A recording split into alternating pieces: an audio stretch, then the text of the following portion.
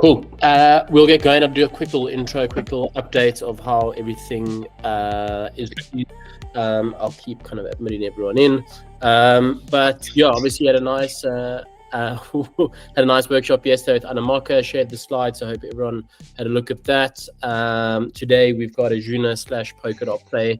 They're gonna go a little bit more into detail about it, and then on Thursday we have Gautam Demaja, who is kind of in charge of bringing Mythical over from the kind of private Ethereum chain that they're currently on. So he's going to touch a little bit more into details, also kind of what makes Polkadot pretty unique, but I'm sure that's going to be touched on a little bit today as well. But yeah, we're very, very lucky to have Nick and Cedric, the kind of co-founders of Ajuna Network. And they also have a really cool initiative called Polkadot Play. And they were also the kind of team that brought the Polkadot Unity SDK. They got the treasury funding for it. I'm sure they're going to touch on it a little bit now as well, which was a really good step in the right direction for Polkadot gaming. But Nick, Cedric, thank you so much for being here. Enough of me speaking. I'm going to hand over to you guys. Hey, thank you very much. Thank you for the invitation, and obviously we're very excited to be here. Happy to sort of meet all of you. I know there's a lot of familiar faces for a lot of people that we haven't met. Maybe we can sort of go ahead. We'll give you a bit of an introduction about ourselves, and that'll sort of give you an overview of sort of the workshop that we have planned with you. I'm going to be sharing a screen, so please let me know when you can see, and then I can. We can see it and we can hear you perfectly as well. Perfect. So yeah, once again, thank you for having us here. I think as we discussed quite early on with the team from Scytale, this is something that we're really excited that is happening within our ecosystem. Sort of this program to manage and get projects like yourself interested and looking to launch on Polkadot is something we think is sort of in the right direction for the ecosystem as a whole. We see Polkadot as a ready-to-build ecosystem, and I think that's why we're all here to see how we can push that forward. So just to give you a bit of an overview of the topics that we're looking to cover today, I think our workshop, we're going to cover it in two ways. There's these three main issues that we want to deal with. We're going to do a deep dive on sort of what on-chain gaming is, how we should be thinking about economies, and sort of what are the implications have to do with hacking. Hacking is obviously, or sort of cheating, quite a common place in games, but the dynamics of it can change quite a lot when we're talking about on-chain and sort of these new economies. We'll take some time to give you a sort of introduction, as was mentioned before, around general tooling for Polkadot. That's something that started with the Polkadot SDK for Unity, and sort of as an ecosystem, we're all moving towards a direction to see what are those common tools that we need to put in place in order to make the life easier for developers like yourself to get onboarded to Polkadot. And yeah, I think that sort of Polkadot is much more than just a set of tools. Here you have a rather massive community which is ready to onboard and support projects that could be all the way from technical support, from marketing, business development, and even sort of funding opportunities within the ecosystem that we're going to touch on. One of the ways that we wanted to make sure with Cedric that we keep this as interactive as possible. So we're going to have a couple of breakout sessions where sort of we'll group up in teams. We'll share sort of probably some links on how we can do that, about 10 minutes each, that we can sort of work on a couple of topics all together. So yeah, without sort of further ado, I'll give maybe a short introduction about Cedric and myself in terms of sort of Ajuna Network. As was mentioned, we are the founders of Ajuna Network. We've had sort of quite a story in building in the blockchain and gaming industry, coming both from very separate paths. Cedric coming from the technical part, which I will let you, and gaming part, which I will let him explain a bit later. My path was always from, I would say, the business development side. So shortly about myself, I first got introduced in the sort of the blockchain and gaming space back in 2016, 2017. At that point, with a group of other people, we were building our own, let's say, layer one. Our idea was quite we thought important for the time. We wanted to make a performant blockchain which would be suitable for the gaming industry.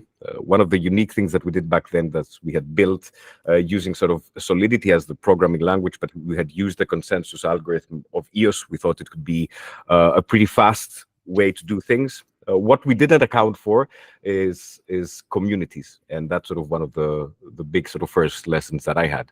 We thought we were building a technology which should have been both attractive to the Ethereum and the EOS community. We ended up being hated by both because we weren't either the one or the other.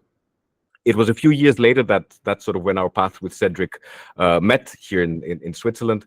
Cedric had already for many years been experimenting on this technology. We had a very common vision about how we saw gaming evolving, how sort of bringing these different elements together, like sort of Web3 on-chain, could really sort of change the economies and the business model of the future. And that's how we found a home under Substrate and under Polkadot. What attracted us was the idea that we could create our own sovereign layer 1 solution, which has a dedicated for a dedicated purpose, in our case, the gaming industry, while not having to care for the trust and security of operating your own blockchain as that was provided by Polkadot itself. So yeah, there's a couple of things that we've done over the past few years here in this ecosystem, and we continue building through. We're quite focused right now at making sure that we can put in place with all of the other power teams together and Parity the necessary tooling for the ecosystem. We've been working on our own game for a couple of years. A lot of you probably know about it, some here from the call, which is Battlemogs. And yeah, that's sort of maybe a short introduction about myself. And really, I'd like to hand over a bit to Cedric so he can give his sort of unique background and entry point into this ecosystem. Yeah, so welcome everyone. Some of you might know me already, so I will try to give a different background from myself, which is a little bit different to my traditional pitch of my past life in corporate and so on. So I've been a very addicted player in different games for my whole life. And I just recently recognized that I was addicted to Auto Battler even before they existed. So one of my first interactions where I got really into programming was when I created my first bots in D2, Diablo 2, Lord of Destruction. So I reverse engineered with my friends the code and created clientless bots, which were working for me when I was studying. And that was like a passion for, I would say, my 20s to 30s. And I was like doing that for World of Warcraft, Diablo 3, and also later on Hearthstone. Some of the core developers of the Net API, like Sven and René and me, we got cease and desist from Blizzard. And one of us was even like sued by Niantic for Pokemon Go. And yeah, I think that is a really interesting challenge overall, like finding ways to find out how to debug and reverse engineer code and get some things out. So overall, this gives me like a very special background on understanding like challenges and also like things that will happen when Web3 gaming will be popular. And one thing that I can assure you is that for now, Web3 gaming is not at all popular because we don't have those people in this ecosystem by now. So that's something which we will have to face when our games will be having like a lot of players. So maybe on the next page. So a short background on my gaming. On top left, you see my first project that I did on Unity in 2012.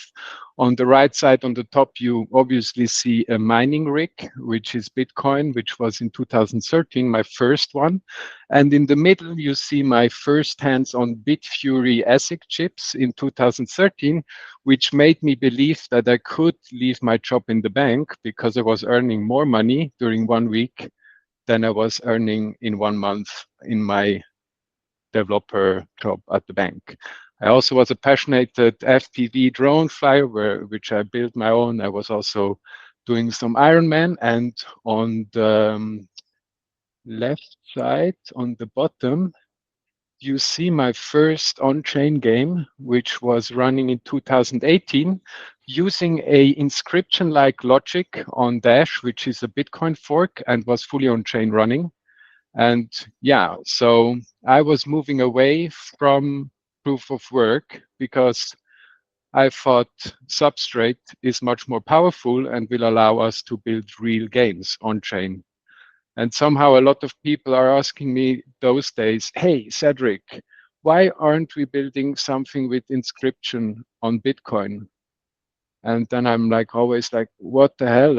I've done that like 5 years before, 6 years. Why should I go back to a technology which shouldn't be used for that purpose when we do have some stuff which is much more powerful than all of this what we have done so far. So just to give you an impression, at the stage of this inscription stuff, we were already long time ago. And it's now time to build real games on top of, or like to create real games that interact with Web3 and create some new kind of stuff. And we should not try to leverage just the hype. We should try to find out new kind of games that utilize Web3 as a technology and create new kind of experiences. That's just a little take from my side. So yeah, and exactly for that purpose, I think it's very important that you and your game and your project understands what the chances are that you are utilizing from Web3 and what are the challenges also that you are facing with your own project, because they should create your unique project or your game, give it a unique purpose, right? And I think it's super important to understand like where you like create this value with Web3 and where you, because you shouldn't just like follow a trend. You should really like utilize those mechanics to a purpose, to something that creates something bigger, right? So the first breakout session will be about chances and challenges, and maybe we go to the, yeah, I mean, I maybe go back fast just so I give you like a short thing. Like, so chances, obviously, incentivization, founding, governance, digital ownership, immutability, but challenges, obviously, you probably know them also. Wallets, free to play, how are you achieving this? Gas fees, transparency on chain, so you can't hide like open and moves, for example, if you have full game logic there, or the onboarding, right? So this breakout session should be for you to evaluate with some of the others in your group around the chances and the challenges of your project. And hopefully you will find other ones, so we then at the end of the breakout session can discuss about them. Let me just share the link here with everyone quickly in the chat of our call. So this is a Miro board that you can all sort of jump on. I will also go there and make sure that I'm sharing this tab. So this would be breakup one. The way that we have put it, it's up to you. Obviously, as we mentioned before, Google Meet is not the best tool for this to create breakout groups. But I think we can, if we can sort of put ourselves into 3 different groups, and we can all sort of jump on one of these Google Meets and talk sort of between us for the next 5-10 minutes. That would be really good. But maybe, Cedric, you can give sort of an overview of how you would like sort of everyone to work on this here. I mean, it's pretty simple. Go on the Miro board, take one of those notes on top and write your name, and then just assign you to a group. And I would ask the first one to be in the group to create a new Google Meet and post a link there so everyone in that group can join that meeting. And yeah, you need to allow access. At least I had to request access. Okay. To the Miro board?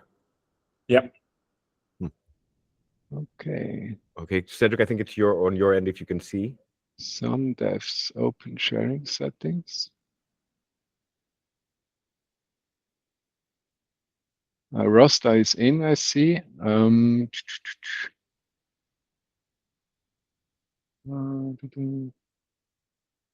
Okay.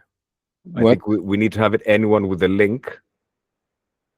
Yeah, or you need to manage the access, I think, from the share button. Add people. No man, I don't know. Add people. So if you anyone with the link, copy team. Publish. And maybe reshare it in the Google chat of the general call. I'm also happy just to do breakout rooms on here, and then Yeah. The thing is, might be also easy.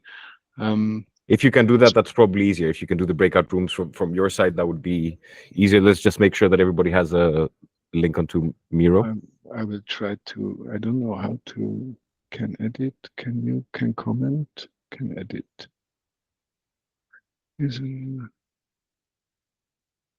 I think you need to have an account, right, to access it. That's a little bit. Let me check. Yeah, you definitely need to have an account. Yeah, I logged in with Google. I used to use Miro with that account as well, but I still need to And with request this access. one, with the account that I with the, if you click on this link, Try. you get on it then. I see more people slowly entering. Yeah, That works. maybe it was just a link which was wrong. With that link, you should be able to join. And yeah, create a participants part and then create a. Jake, do you want to do the breakout? You can control the breakout session from Google Meet, or should just somebody create a link and they jump in there? I've already created it, so I just need to add the names when you say go. Okay, then. Exactly, and then put you in a group, and you see on the teams, on the themes, you see the different things to talk about, and if you find new ones, then you just put it in. So we have like one board for all 3 teams, and then you just put up new chances, and the goal is that in the end, we can like hear a little bit what you think for your project are the biggest chances and the biggest challenges. And we will take like 10 minutes for this purpose, and we should be back in like in 10 minutes, like 28. So I think if you enter me in the one group, Cedric in the other, we can sort of do a short ideation behind sort of how we would go about it on ourselves, and then each team can sort of jump and you can guys figure it out between you.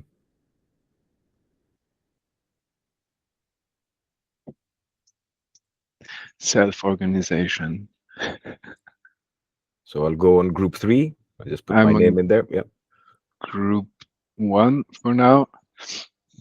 I think if everyone just grabs a yellow paper and just put their name in the group, then it's easier for to create the breakout sessions by Jake.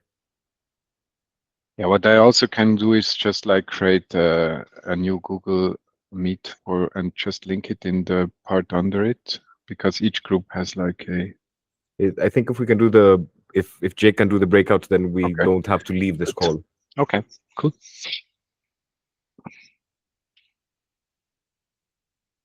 So I think we'll give you like another 2 minutes to get sort of in the groups, and then if it's okay with you, Jake, you can.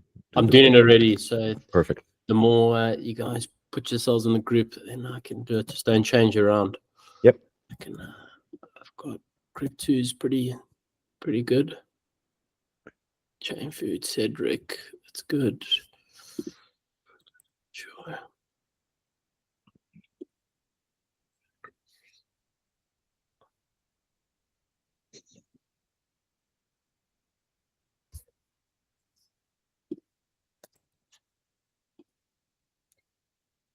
Where's Sukhmeet going? There we go. Group 2.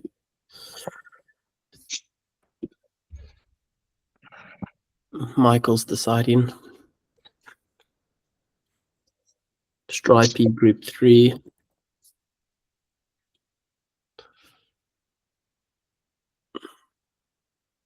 Mic group 1. Is that everyone so far? Cool. I'll open them up and then just keep adding people in once. Yep. Is that fine? Good. So everybody, I joined my. Cool. Michael's sitting out this one. Yeah, if you click join, it should work now. I don't know. Lucas, can you guys see it? You should be able to say join. Go, Michael. Check. Yes, Russell must just add you to the Jake, I'm group. on the go, It's pretty mate. easy.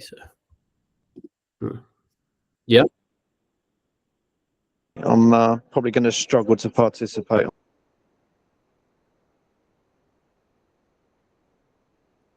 on this. No worries. I'll just add you to group 1, and then if you can join there, that'll be great.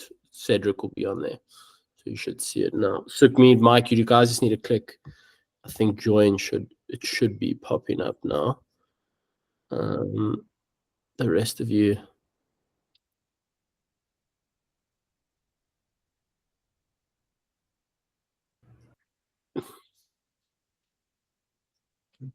Where should it pop up? Let me exit and put you back in. Try now. See if you click on the side. Does anything come up?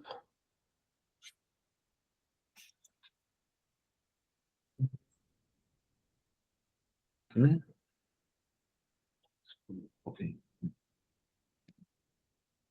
I'm adding you now. Show me to group 1. Oh. Should work. There we go. Save. I joined the wrong group. Sorry? I think I joined the wrong group. So I'll just go out. So I'll put you in group 2. So if you should just click. If you click on the side, yeah, I'm the only one there, I think. No? no. Group 2, if you join now, if you click join, it should work. I'm not too sure. I can't see on your side what the issue is.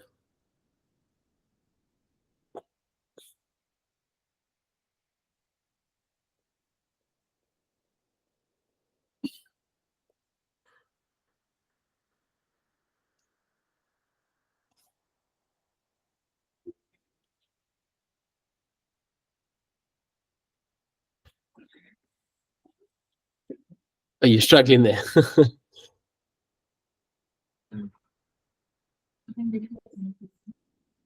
Hmm?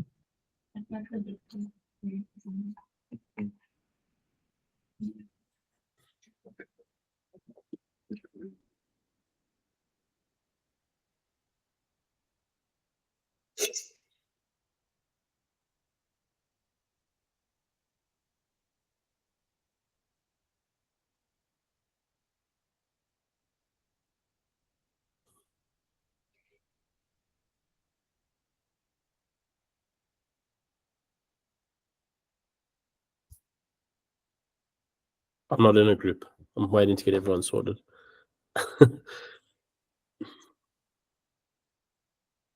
Yeah, I don't know if you can hear me or not. Yeah.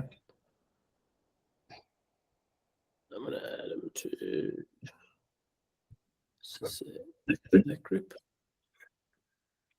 Are you, Sukmi? Are you struggling? Listen, Can you? Is Robbie with you? asking to be let in. Is that what it's supposed to say?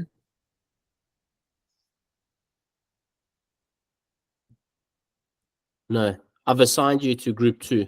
Hmm. I'm not too sure what the issue is. Yeah.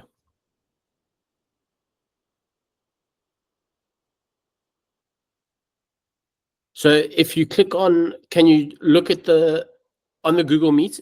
Is there like a triangle, a square, and a circle down in the bottom right corner? Oh, yeah. If you click on that and you see breakout rooms, can you join there? Is there anything that gives you an option?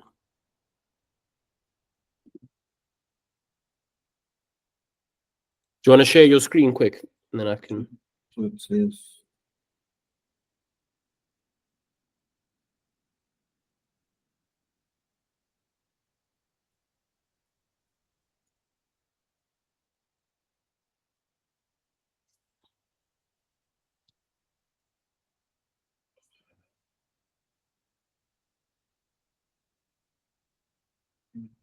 Okay, so just enlarge the yeah, exit that. Enlarge that screen, please. Yeah. So then at the top it says you are invited to group 2. Click join. I can suck me, man. I don't know if you guys can hear me or not, but that was funny. Okay.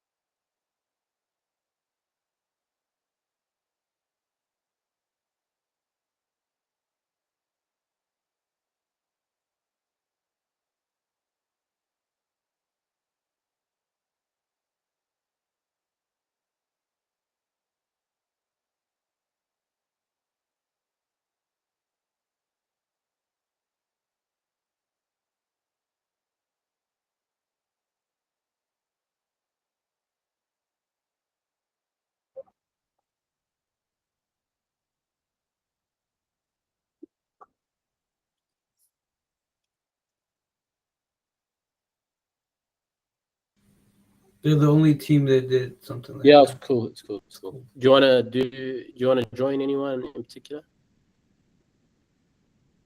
Maybe I'll check in on Stripey. Where is he at? Group 3? Yeah. You can just join. You don't even have to. I can assign you if you want, but But how do I do it? let me assign you. Let me assign you quick. I'll throw you in group 3. Mythical. Thanks, boss. They should have just synced this with me. I would have done it for them. Yeah, enjoy.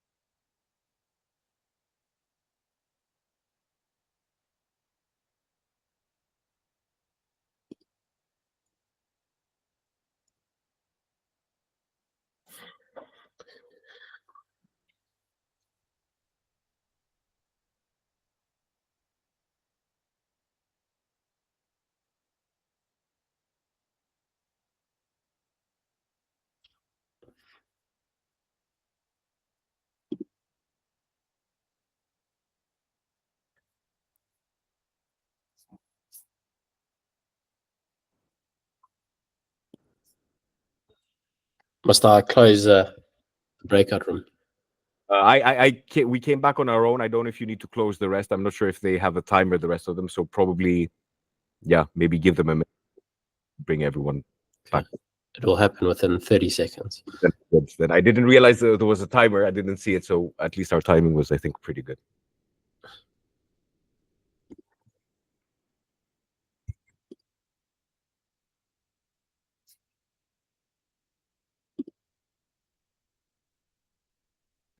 There we go.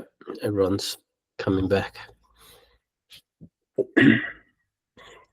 Welcome back. Yeah. Good. Hey, welcome everybody back. I think we're getting back in. Yeah, maybe Cedric, you want to start with sort of group one and give a bit of a So we were discussing exactly. So we were discussing a lot about what digital ownership can bring and what not. And one thing that came to our mind is that like having the voices of the gamers is a very missed thing in Web 2, right? So in the past time, like in the past few years, players were asking for more, like to be heard more, and they were also saying that most of the time they get not heard, and like games like Cyberpunk and Diablo 4, they come in without having listened to the community, and that can cause like a really bad start.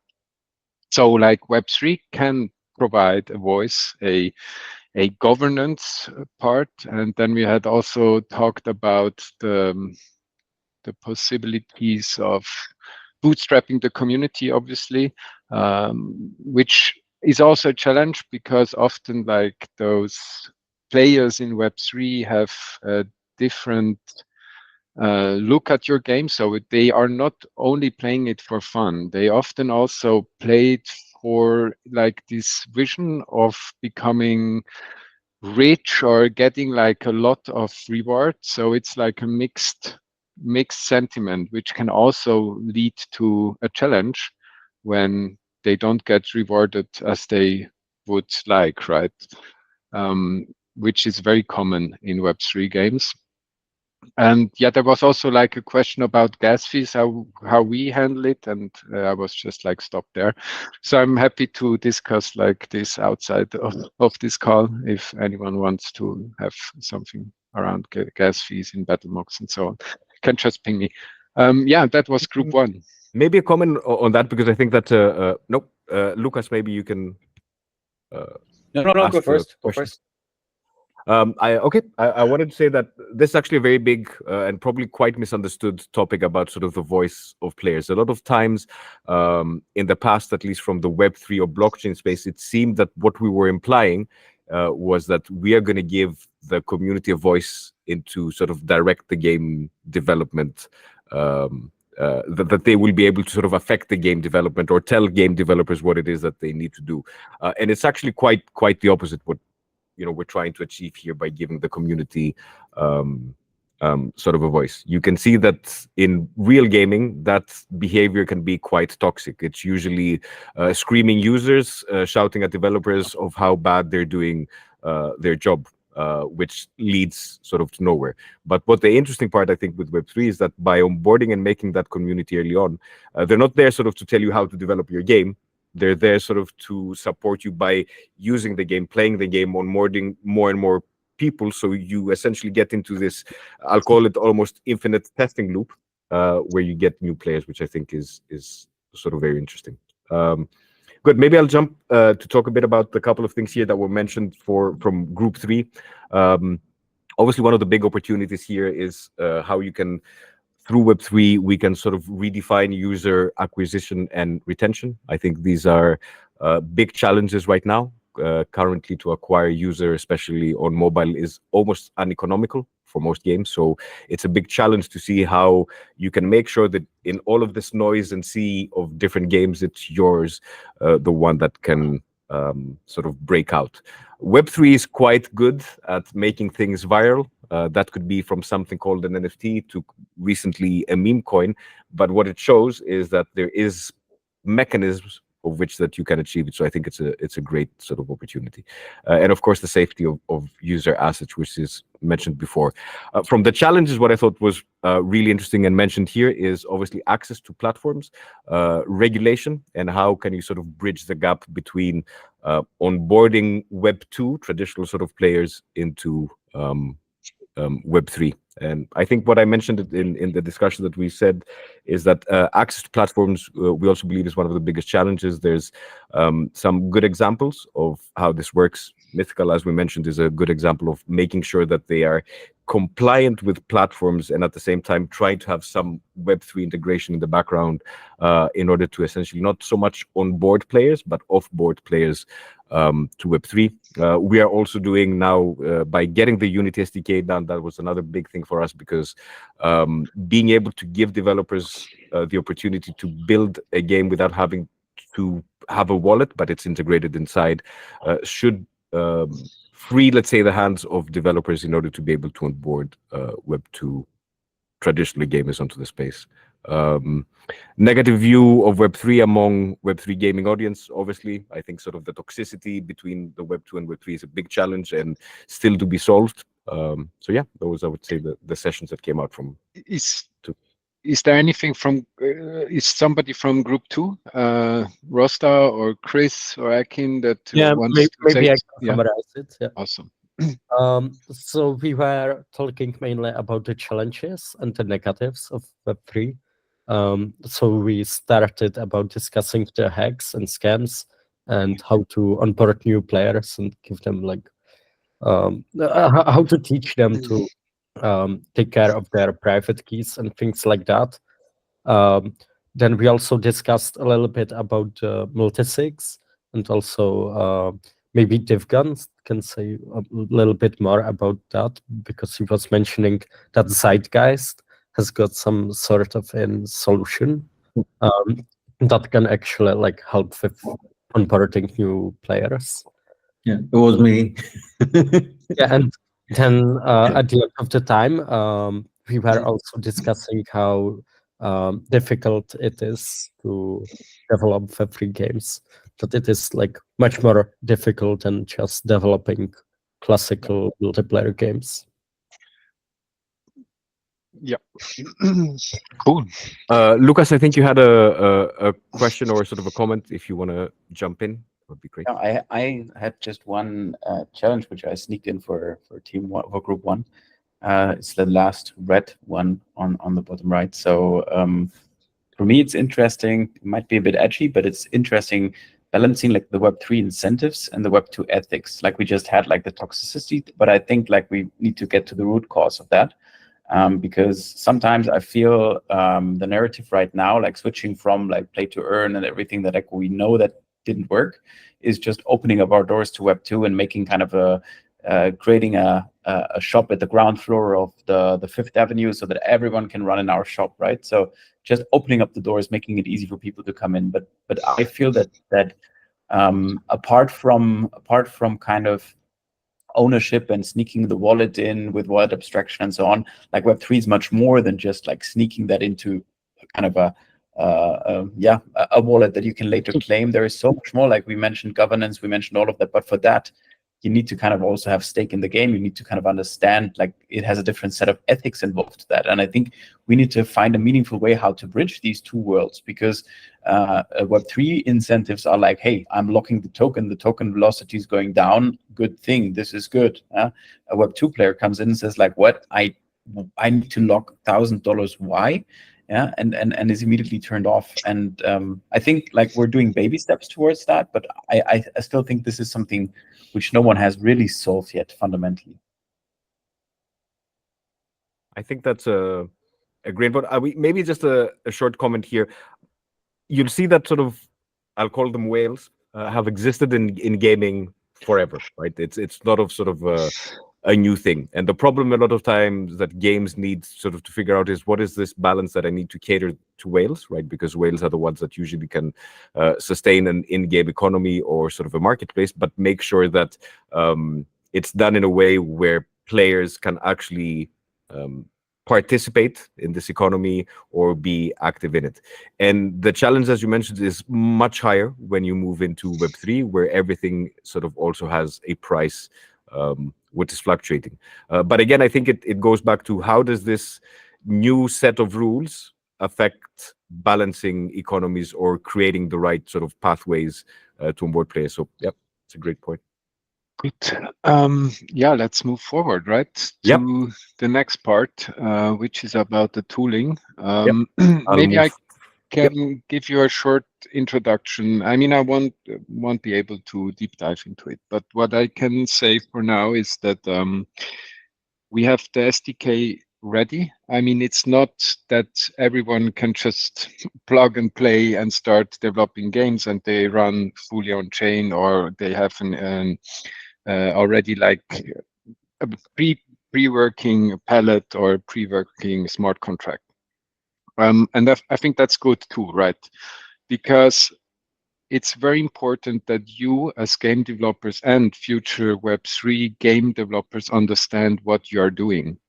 Because you also open up a lot of doors, right? Because if you do things wrong, you don't get it right, you don't understand what can happen, then you also put the digital owners and your players at risk of losing stuff, right? And you put quite a high risk there. So what is the Polkadot SDK for Unity for now? It's a plugin for the asset store, which allows you to access all extrinsics like in Polkadot.js. That means you need to understand how Polkadot.js works, right? And that might already be something which not every one of you understands for now, because it's a developer wallet, developer indexer, but I would really put that on top of your list. Try to understand exactly what you can do with Polkadot.js, how you use extrinsic, how you use all those functions there, because that is what the the Unity SDK is offering to you. It enables you to act and use everything that you want from this blockchain.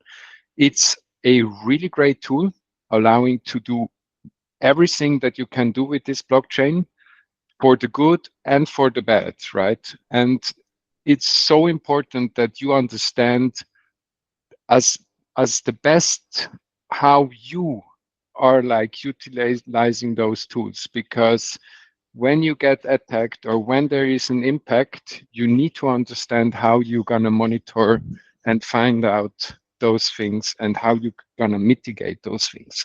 What I can also say for now, the Unreal SDK is mostly finished. We just have finished the C++ API code to be ready to be used, and we are currently working on the plugin for Unreal. And the only thing that is left is like the toolchain to create from the metadata the extensions for the nodes. That means that in probably a month, we are able to utilize Unreal in a similar way as we are using Unity for now. Yeah, which Maybe is very just strong, right? a short comment on this and why we came to this sort of Polkadot SDK for Unity as an ecosystem solution. The idea here is, as you probably all know, within this ecosystem, there's a lot of different solutions or service providers, sort of parachains. And the idea here with this SDK, which is built for Substrate, means that for any parachain that you potentially could be partnering with, they will be able to spin up their own Polkadot SDK, which would work essentially out of the box for each parachain, for Ajuna, for Moonbeam, for Mythical, and so on and so forth. That gives us as an ecosystem sort of a common tool, which we can keep working on and expanding on. And it gives, again, sort of the same level of access to the different teams to co-develop. And the same thing is we're going to sort of keep pushing these different tooling solutions to make sure that everything is there for game developers wishing to come into the ecosystem. Oh no, how did we jump there? Maybe I can give you a bit sort of an overview, stepping a bit outside of viewing Polkadot as only this massive technical infrastructure solution. We think there's much more here that can be offered specifically for the gaming vertical. And I think the whole idea over a year ago is that when different groups within this ecosystem, including sort of Pirate itself, came together and figure out how can we provide the best possible onboarding experience for the gaming vertical. So currently sort of we are organized ourselves under Polkadot Play, where besides the tooling, which we already sort of mentioned, you will find inside here quite a big community of both builders and business developers from teams like Tanzi, Mythical, Ajuna, Apilon, and others who are ready, who are here sort of to onboard you and support you across the journey. Now, we do understand that sort of that's not the only thing, right? Sort of this is the tooling part, is how can we help every one of you coming into the ecosystem from a technical perspective? How can we help you grow the community? But also we understand that funding is a critical path or a critical component to the success of each game. Now, luckily, one of the killer features, I would say, of Polkadot is what we call open governance, which give the ability for each and every one of you to be able to present their case essentially to the Polkadot community through the treasury and through a number of different ways in order to get financial support. Currently, there's a number of different ways that you can access funding. There's game bounties. You can sort of view as, I would call them grants, but tailored or specifically for the gaming vertical. There's obviously a direct access to the treasury where you can go propose why your project will bring value at the end of the day to dot holders, and you will find, as again, the community and Polkadot Play happy to support you for these type of proposals. And obviously there's ecosystem funds like Scytale and a lot more who are more than happy to support builders within the ecosystem. It's not one thing that brings sort of the perfect solution, and I think that's where sort of this whole effort that you're seeing and different teams partnering together is to make sure that we can provide the best possible onboarding experience for games and game studios like yourself entering into the ecosystem. Yeah, Cedric, I don't know if you want anything else around. Yeah, so the games bounty, which I'm currently trying to coordinate, will follow a little bit the path of Web3 grants, but it will be much more related to games, obviously. But it also will provide like an application similar to the Web3 grant, and you will also find it under the repository of Polkadot Play once it is finalized. And yeah, we are currently working with the curators to finalize this and make this application process ready to be executed. And it should probably be by end of April that we can have like the first project into the games bounty. There are, I think, 23 curators. Some are active, some are not, and they will judge on your proposal. Yeah, I think getting in early is an advantage because you will be, yeah, they probably have still like a lot of power to give you advice and stuff. Hey, Sukmit, if you want to raise your question. Hi, I just had a small question about the fact that what's the difference between Substrate Gaming and Ajuna SDK? Ajuna SDK was originally, so Ajuna, or let's say Ajuna created the SubstrateNet API in the beginning of 2020. And we created, or I created it. I'm probably the only core developer of the SubstrateNet API. And at some point we went to Unity. We tried to create the Ajuna SDK in Unity, and we were instantly like thrown away as a third-party monetization. And they were telling us, hey, you can't do that, right? So we thought like this won't work. I mean, exposing a substrate net API, a solution for Unity as Ajuna doesn't make sense because nobody's gonna look at Ajuna at that point, right? But we thought like, since it is for every substrate chain, even like Vara network, also the Gear protocol, even Engine, they already approached us to ask if we want to launch BattleMox on them. Also, it would be able for any other substrate-based chain. We thought it's very important that we go out as Polkadot, right? And in the asset store, we are standing now beside all those big chains like Polkadot Play, and the Polkadot SDK for Unity stands there beside Solana, beside MetaMask, and so on. And I think that was why we decided like 1 year ago to move all our IP into, it was already open source, but remove the branding, put it in on the substrate, remove any relation to Ajuna, to make sure everyone can use it without being locked in or having something which makes them feel strange because Unique Network is using an Ajuna SDK or Tanzi is using an Ajuna SDK, making it very easy for them to use, because we still think that we are at the point, the more gamers we get in, the more all of us will benefit from it in this ecosystem. And I think there is nothing to compete by now, because there is not a lot of gaming in this ecosystem. It's probably you that are in it. So let's make it great together, and not by trying already to compete for like those 100 players that we have. And Maybe that's another- why we have this difference. Substrate, just like to finish that point, Substrate Gaming Organization is holding the APIs for Substrate, which is C++ and C#. And the Polkadot Play organization is holding the game developer SDKs, which is Polkadot SDK for Unity and Polkadot SDK for Unreal. These are the separation, and there is no relation to any parachain or ecosystem. And anyone that wants to provide services there is welcome, as long as there is no direct relation to a token beside Polkadot, and there is no relation to a direct parachain, right? Except system parachain.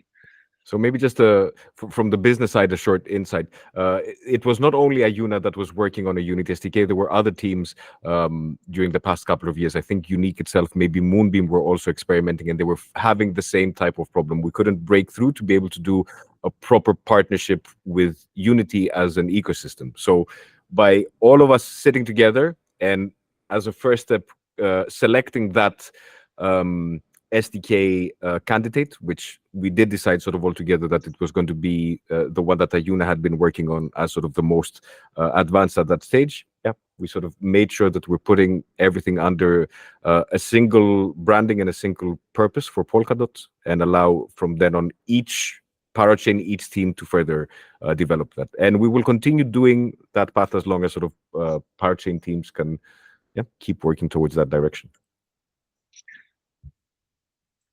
Good. Yeah, and I think maybe this can lead to give the example of maybe BBB and how taking these different elements and how we need to make sure about sort of how we protect, for hacking and things like that, that we took with BBB, which is our first mobile game, which is going to be completely on chain using the Polkadot Unity SDK. Maybe Cedric, you can give a bit of an overview of how we transitioned from season 1, where this was a purely web. It was a web game. It needed the immediate wallet integration. We had to deal with quite a few issues at that point, and how we take those learnings and move forward to the mobile version with this SDK. Exactly. Yeah, I mean, the frictionless onboarding is key here, right? And with the Polkadot Unity SDK, you are able to create a full-fledged app, which includes a wallet similar to Polkadot.js, but inside of Unity. That allows you to have a frictionless onboarding. Still, you need to solve like free-to-play, and there was asked previously how we solved that for BattleMox. At the moment, we solve it here for BBB by having a affiliate palette, which allows you to affiliate to somebody. And with that affiliation, you also get like a separate token, and this separate token is called at the moment free mint. And with that free mint token, you can play, but you can't trade it. And there is no value on an exchange where you can, obviously you can't trade it and you can't transfer it. And the thing is, beside that, we also provide a very minimal amount of gas fees when you get like this free mints. So you can play like for like 2 hours or 4 hours, and then you get already some kind of value in your inventory, and then you might think of, hey, maybe I just play further, and so on. Now, at that point, when we started the Awesome Ajuna avatars, we already had that in place, right? And the thing is, the first thing that we mentioned, that we saw after like 2 or 3 days, was that somebody in Discord started to ask other players if they want to buy free mints. So I was like, somebody was telling me, hey, look, this guy is selling free mints. And that's strange because normally you just would use it. And so I was like trying to monitor his balance of free mints. And I saw that his balance was like skyrocketing. It was like from 2 to 4, and then it was like 100. And then he was like at the limit of like a U16, which is 64,000, right? So something was bad, right? He found out an exploit where he was able to duplicate that. And the exploit was that he was sending himself free mints, and during that extrinsic, it was duplicating. The fact that this was possible and that you could transfer those free mints would have destroyed the economy in no time. So we had to react pretty fast, right? And lucky that we had some kind of mitigation in place, right? So for example, we could limit the amount of free mints that you can transfer at the minimum amount. So we were like just hiring the minimum amount to the maximum of this U60, like the capacity of this value. And then he was like not able to move them anymore. He was still using it, but he was isolated. And once he was isolated, the damage he can do was smaller, right? And then we also locked other functionalities like that you can't transfer. So we isolated the issue, and then we had time to prepare a runtime upgrade, which took us around, like, say, 4 or 5 hours, and then we could like fix this issue, right? So the fact that something like this can destroy your whole economy on chain and make it very hard for you to move back is very important to understand when you build up real Web3 games that have on-chain value. And then, as I mentioned in my introduction, at this point, we don't have those people inside this ecosystem. We have hackers, but they are focusing on DeFi. But look at all those big titles, Call of Duty, World of Warcraft. They have a huge amount. They have a whole industry. If you know, World of Warcraft created the gold farmer industry, right, in China, where people were sitting one by one together and playing just day in, day out for gold and selling it to rich European or US kids, right? So a whole industry emerged from cheating and from doing those things. And once we get popular with Web3, once we really get into this mass adoption, we all get those mini-me's of when I was young, trying to figure out how they can exploit your game mechanic, and it will be much more rewarding for them. Because here it's not only that you get banned and then you just buy a new license or a new account, or you just do something like that. Here you get real value and you can't be banned. You can just like go on an exchange and turn it into real money. Nobody's coming and saying something, right? Even on the DAO hack on Ethereum, people were saying, hey, that hacker got it. We can't take it away, right? It's a smart contract. It worked as intended. And there was Ethereum Classic. So be aware that what you create is also putting all those digital ownerships and digital assets at risk if you are not understanding what you're doing. And for that purpose, I mean, the tooling is, I think, perfectly ready for that purpose. So you can battle test your on-chain stuff. You can create bots which you can use for the good and for the bad. You can create 1,000 bots to play your game on-chain to see how it behaves. You can fuzzy test your Web3 game by just having randomly executing game logic stuff to find out if there is some mechanic which are bad, and so on. the tooling is ready for that purpose, and try to use it at the maximum that you can, right? I was even then using in that time Neo4j. I don't know if you know that. It's like a graph database, which was used also for the Panama Papers to find out all those institutions which were money laundering.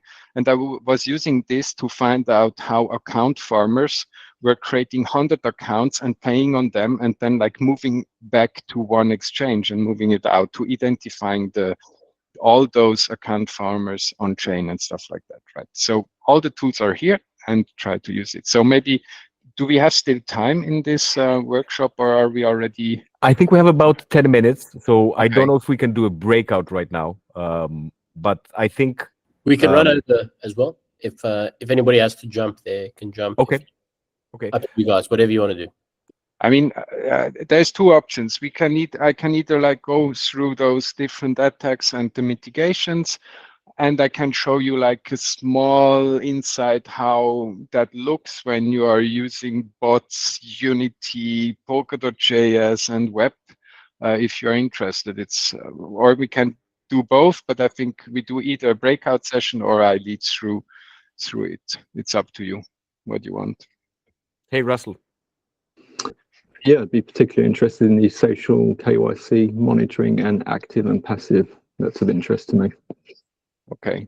So yeah, Cedric, maybe you lead us through it, and we make Okay, it more good. interactive. People can sort of talk. Okay. So first of all, account farming is one of the key things that you will face in Web3. You give 1 token for every new player coming in. It's worth like $1. You will get a lot of people from third world countries trying to catch them with like all those mobiles they have, this $1, and then they will bring all those to one account and move it to an exchange, and they will never play your game, right? So we had that, we've done this. You will get numbers inflated, but you won't get any players, which is really bad. So, and also account farmers, you will have them on your game when you create something free to play. And that is very dangerous, because if you create Web3 things like digital ownership, which have value, and you allow them with free to play to create them, you destroy your economy. Because I can create in like no time 10,000 accounts, which all have like, yeah, depends a little bit on the existential deposit.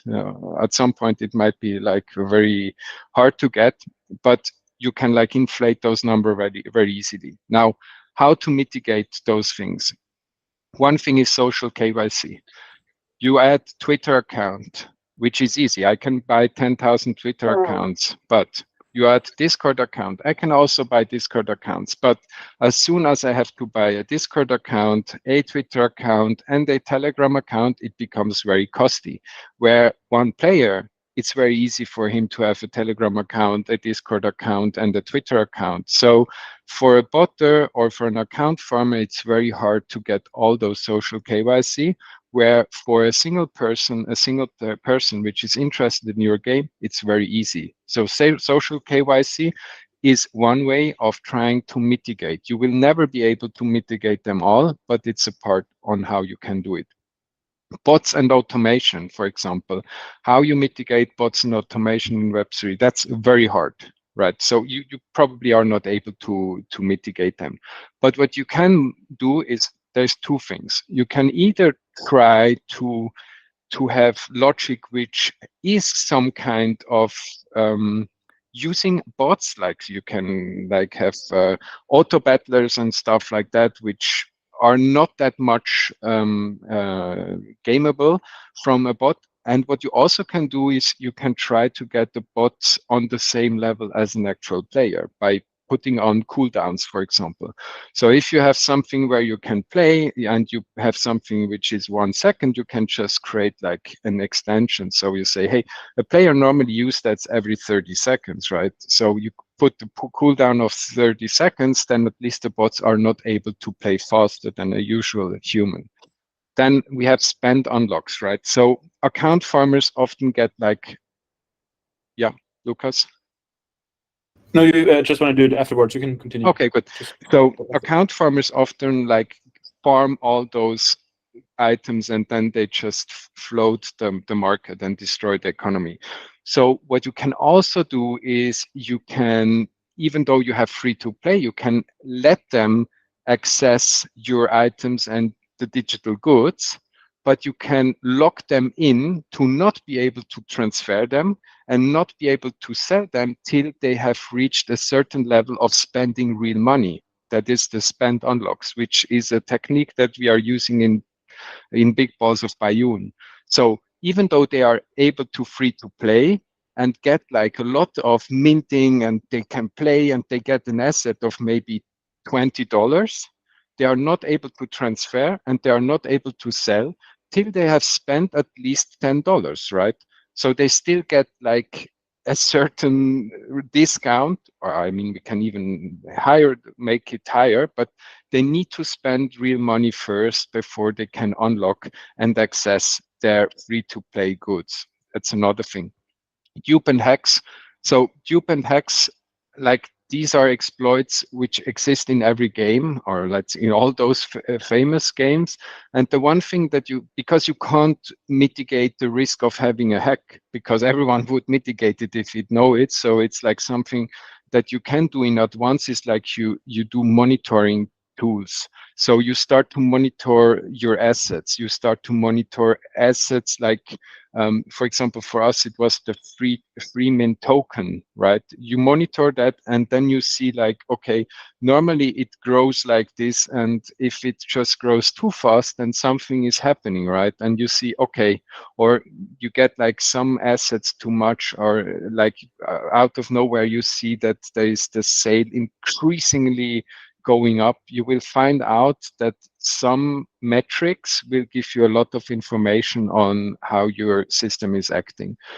And the other thing is like creating a risk assessment that is allowing you to understand previously what kind of risk your game faces, and then add mitigation stuff. So what we did, for example, for the awesome Ajuna avatars, even before we had that hack or that exploit in place, we had functions to stop trading, to stop transfers, to stop minting, to stop forging, to be sure that at any point in time we could do a governance call and just remove that for a certain amount. I mean, there was no big need to stop minting or forging, but such activities or such pre-setting the blockchain environment can help you to manage the risk to a certain extent, right? And I think that is super important. Now for Web 2.5, where you hold the whole game logic centralized and you only hold the digital goods on chain, there you have also a big risk, because here you face all the traditional hacks obviously also, and once they hack and dupe and do whatever they can do, they can offboard to on chain. So there in Web 2.5 you try to have inside this transition, you need like to have control processes, again monitoring how many assets move over, is there certain patterns and so on. So these are the things which you need to understand, right? In my opinion, I mean, there is a lot of more of mitigation, and the most important part is that when you start or you have your game and you want to go to production, take your time, sit together with your team and try to figure out what are the risks of what can cause a really big damage in my game for people that have assets, right? Is it like if they get like this asset can duplicate, or they just game a mechanic that gives them access to something which they shouldn't have? I think that's really valuable if you do such a risk assessment, right? And then you try to figure out how you can mitigate it to a certain risk, or how, if it happens, how you could stop it to go out. Like like how can you isolate it so it's not like spreading overall, and making sure that it doesn't destroy your economy, right? Good. Maybe Lucas, you can go for your question. Yeah, sure. I guess I have one fundamental question, kind of for the Polkadot Play kind of project. So I've heard out like what you said, Cedric, of like, hey, you have the ability of kind of bulletproofing maybe your application, your game, kind of. On the other hand, at the beginning, you kind of mentioned, hey, it's here to kind of onboard new games. So are you kind of trying to cater towards both, kind of, hey, onboard new games and then make them bulletproof, or is it like, at least I perceived it for a long time of, hey, game developers come to Polkadot, start building, or yeah, I guess it's like both. Is a focus on both? I guess both is needed, but yeah. Yeah, it's a really good question, right? So the thing is, as we know, ecosystem get destroyed if they have the most popular product being hacked or being the economy just going down. So, I mean, as long as we don't have like those big mass adoptions in games and only small ones, it's not that hard to, if you have a hack, it's only a small community being hacked. I mean, obviously it's bad for those people which are in it. But the thing is, we need those small ones that we get like the big ones, like Project Awakening from CCP Games, like the makers of EVE Online.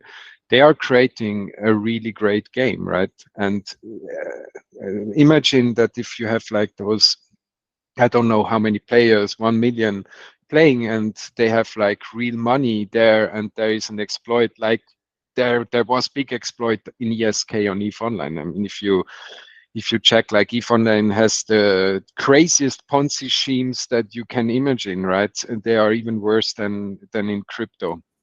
And if something like this happens in like a big system, and it can be tied back to the developer or tied like be like tracked back to the technology, this is like a really bad thing, and it will kill the whole part. So it's like both. We want those small ones to just start building, but it also should have like a certain maturity to not create exploits, right? So, I mean, it's very hard to build Web3 games without understanding Web3 and without understanding what's the risk. So it's like, yeah, I mean, I can't answer you. From my side, I would say everyone that creates Web3s should understand really how a blockchain works, and he should understand how Polkadot.js, if he is building in Substrate, how a palette works, at least like understand how he utilize it. And yeah, and if they use palette logic, obviously, yeah, and you need to audit your game if you are creating yeah, if you're creating a lot of digital ownership assets and so on, I think audits will also help, right? But yeah, it's very, very hard to answer. How much your knowledge should be in Web3 till you can build Web3 games, right? Yeah, I guess that's kind of the problem blockchain gaming in general has, right? Like you have this kind of dilemma. Hey, I'm gonna go for a Web2 like AAA style game where I approach all the gamers, or I go into like this hardcore kind of blockchain space where the kind of community is really limited, or like the player base is really limited. I feel like almost I do agree with you. There's there are issues with the middle, but I feel like there's a golden ground in the middle that where you can maybe combine the two. Maybe still have some attack vectors where I totally agree. Maybe you need some centralization to make that work. But I feel like there's like some in-between space where maybe like the golden middle lies. Yeah, or you can utilize stuff which, at least from the Web3 part, is very proven, right? For example, if you would use Asset Hub for your NFT asset and for your token, I would say you can be sure that the Web3 part is bulletproof, right? So then it only comes back to the traditional game, like how bulletproof is your game to hackers? And that is a traditional Web2 game. Every Web2 game has to figure that out. And that is the amount of community you have is the amount you need to invest into like anti-cheat code, right? And audits there. So I think it depends a little bit on your community. Probably if you start, you don't have to look that much into it. But if you grow, you also have to find a budget to mitigate those risks, right? I think you can grow as you grow in community. You can also grow in trying to find the right mitigation for hacks and stuff. Good. Maybe I will hand over again to Nicholas to I'll sort of take it sort of towards its closing point. I know that this is I don't know if this is the last workshop that's happening, or there's going to be a few more, but I just wanted to maybe give from our own experiences in the past that we've had different accelerators, a couple of questions that may be worth of you thinking and really knowing the answers to as you draw towards the conclusion of the accelerator. So be sure that you know why you have joined this program. A lot of people get into accelerator programs or sort of incubators, and they don't exactly know what they're trying to get out of it. Is it an investment? Is it a partnership? Is it a community? Be sure that you know what it is and that you express it. So I'm not trying to sort of tell you how you should be approaching Jake and his team at Scytale, but I think it's very important that Scytale or everybody else knows exactly what it is that you are looking for. If you have that answer, make sure that sort of from beginning of this program to the end, what percentage of your goal has already been achieved? If you're looking to raise funds, where are you on that target? And yeah, it's an accelerator, which means that whether we like it or not, always in these programs, let's say a winner emerges, and you need to be sure and you need to believe that it's yourself, and make sure that you can show sort of to the people that you're going to be introduced, whether that's, as I said, sort of the team or Scytale, or you're going to be part of the demo day in the end. Make sure that you can leave the right impressions and why your project needs to be the one that everybody is focusing on. I don't think that anybody needs to answer these things, but I remember maybe an experience that we can share that I think we were quite successful on. When we, with Cedric, went through the accelerator a couple of years ago, which was run by Animoca, as a team, I think we were quite experienced and we know exactly what it was that we were trying to achieve. Obviously, in our case, it was sort of a fundraising and partnership, and we made sure that we were moving towards that target and not waiting towards the last day of the demo day to beg Animoca for an investment. By focusing on what was important to our business at that point, which was fundraising and partnerships, during the accelerator, we had managed to both open a round and being quite close to finalizing sort of our funding round. And at the end of the day, we didn't even have to ask from Animoca or any other of their side, let's say, investors on the demo day to invest in us. Neither they did. So make sure that you're focused on exactly what it is that you need to do and what you're trying to accomplish. Communicate it in the right way. Be brave. Go out there and sort of push forward. That's sort of my a parting advice to all of you. And yeah, I think Cedric, I don't know if there's anything else that you'd like sort of to add.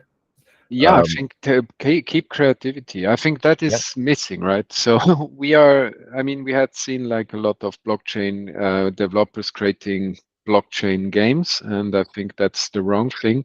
I think it should be always two things. It should still maintain the innovation from game developers, which is an insane passion and an insane creativity, which should emerge into the Web3 space, with blockchain developers making those innovations and this creativity true. And the next thing which I want to offer to every team inside this accelerator is I would be able to offer every team a one-on-one for 1 hour to discuss Unity stuff and C# technical challenges, whatever they want from me. I also probably can give a much better insight on the stuff when I'm talking one by one, because it will be much more personal and much more focused on your project. And I'm happy to do so. And this is, I think, the most important part. So try to get out, ask people that can help you, because we are all in the same ecosystem, at least for now. And we should make sure that this is the ecosystem for gaming for the future. And that is needing you as game developers and Web3 developers. And yeah, I think Nick is doing the similar thing for founding and helping you. He has been like a key pillar in Ajuna for the whole process of founding, and I think he will take that to the next level soon. So yeah, maybe Nick, yeah. Yep, I'd like. I mean, obviously, would like to thank Jake and the Scytale team for inviting us to be able to participate here. Thank you all for sharing sort of your vision and your work with us. We're all in the same boat. We all believe that the biggest companies in the world in the upcoming decade are going to have the DNA of a gaming company. It's this sort of unique blend of having to have a team which is working on the cutting edge of technology, and at the same time, the most creative people is sort of a recipe for beautiful things to happen. Please reach out to Jake for setting up an appointment either with Cedric or myself. We would sort of coordinate it through the team at Scytale. And yeah, thank you all for taking the time and spending this afternoon with us. Lovely, thanks. I think there's a question from Sukhmeet before we end. Sure. So first of all, I wanted to say that I really did not know about you guys, and now I've started to admire you. So we are like great, right? Thanks. And my question was around ecosystem funding, right? Like, could you give a little bit more details here? And one-on-one session is always great, and we will be coming there too. So that's what my question is. Sure, I'll give sort of a brief update on how we can help you. If you, from an ecosystem point of view, there's a number of different ways where you can access funding support. As we said, sort of there's game bounties. You can see them as specific grant programs which are for the gaming vertical. These should be fully operational in a couple of weeks. We're working with the rest of community to sort of put those processes in step. That should also be quite quick in terms of being able to make a proposal and receive the funds.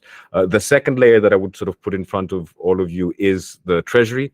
The treasury and open governance is very interesting. You have to keep in mind it can be very difficult to navigate. It can be sometimes even hostile, but I think that's where reaching out to ecosystem teams like us, and not only us, right? As I said, there's a lot of parachain teams here who are quite experienced and willing to help you to go to the treasury, where you can go for both funding or, again, grants, but probably at sort of a bigger level. And then there's a lot of ecosystem funds, right? Sort of there's going to be an initiative that we're going to be announcing soon, which should be here to support the whole Polkadot ecosystem. Obviously, there's VC firms which are highly focused towards Polkadot, like Scytale, and yeah, on a more, if you reach out to me on a one-to-one basis, I'm more than happy to see how I can navigate and support you in that effort. Thank you. I see there's one more question. Hey, Theo. Hey, Nick. Hi, Cedric. Good to see you there, guys. Great talk. Just had a quick question about the tooling. I saw you mentioned Godot on this slide.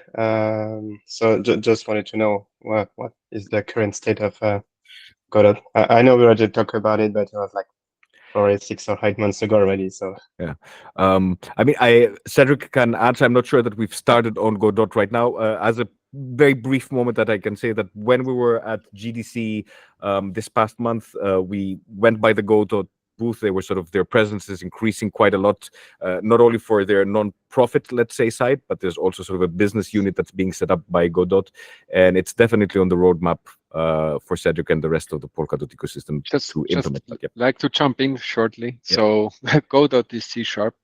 and C# is fully implemented. So it's just a matter of using it. I had already somebody approaching me for Godot, and it should be a no-brainer to implement it. Yeah. So probably after the Unreal plugin is out, we will just focus on creating a small demo game on Godot and also publish it on the Polkadot Play repository. So we will have like already 3 engines being available. So Theo, if you actually have a use case that you have in mind, reach out to us, because the best thing every time that we're doing these implementations is to find sort of a good use case or it's sort of a demo game that we can present. Yeah, sure. We could talk about it. We're already using Godot for our game, The Good Escape. Okay, cool. Yeah, then let's look into it. Yep, sure. Yep, Sukhi? So one quick question is like, who do you see as like competition within the ecosystem and from outside the ecosystem? And like, we are also trying to develop a similar tool. So what would be your advice to us? We are like late entries. Okay, maybe sort of at a very basic level within the ecosystem, there is no competition, right? Because at this point, if we want to consider, let's say, as gaming chains or interested in gaming teams, let's say Mythical and Ajuna, which is the two that we can talk to. Neither of them are launched, right? Sort of right now in Polkadot, we don't see right now sort of a vibrant ecosystem. So there's no competition right now within the ecosystem. We're all trying to come together. There is a lot of competition outside of Polkadot, right? There's ecosystems that are set up like Solana, like Avalanche, which are sort of taking a funding approach to all of this. We believe that as an ecosystem, we have a much more robust technology and an infrastructure that we can be building for the future. And yeah, at this point, that's where we see it. I would even say, even in Web3, there is no real competition, because the big competition is with Web2, and there we haven't reached any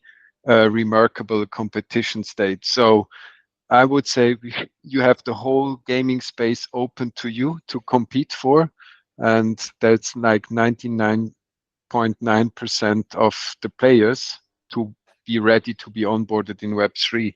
So let's create games that onboard real players, and then let's start about talking about competition. Thank you.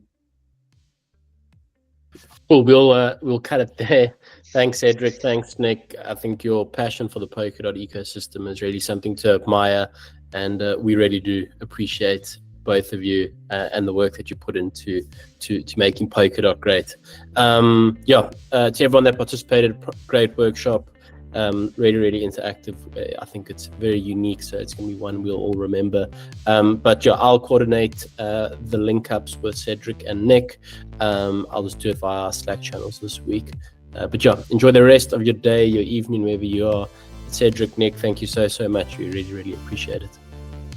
Thank you for having us, and good luck, everyone. See you soon. Bye. Cheers, everyone. Thank you. Bye-bye. Bye-bye. Okay.